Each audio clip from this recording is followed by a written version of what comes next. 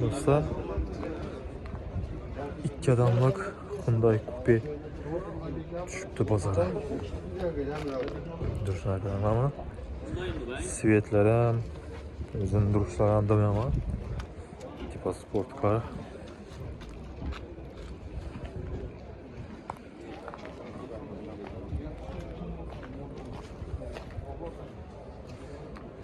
GT GT diye yazıldı tuttu yanında.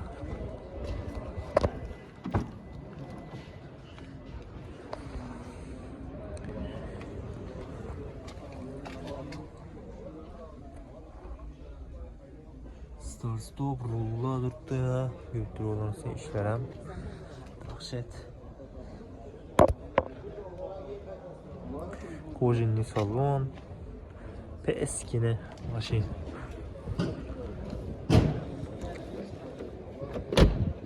İşlerem yumuşakkına beklenedeki kadar.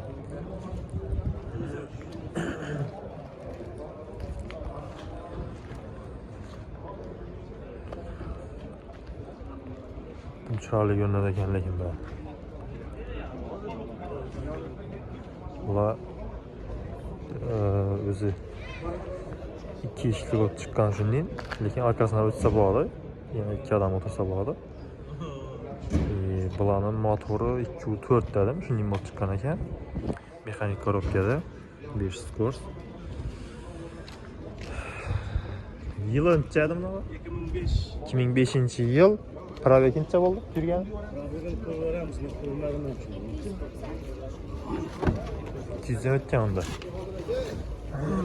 248. Mekanik korobke.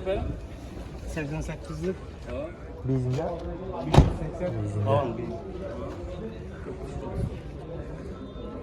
Cabraları var eken bu an. Nasıl etti diskiye okşu degen ya özü şunlayım mı? Bilmedim.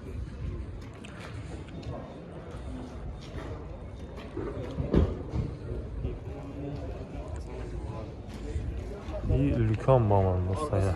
Lükan. Benzin sayılamıyor mu? 86 salınıp durgan. 80. 80. Motoru 2.4 mü neçe ya 1.6 mı? 2.4. 12 13. Kalın ses arkadaşlar. 12 13 Rasut şehrin içi de. Şehir. Ha, bunda yaxşı eken. Köp yemeyiz normal ya. Tak pulun neçeydi mi? Bunun 11 9 kelişemiz. Göken 11 gök. 11 bin dolarda yaş fatih berladan. Keyin telefon nömer. Bilesen telefon nömerini? Aytası.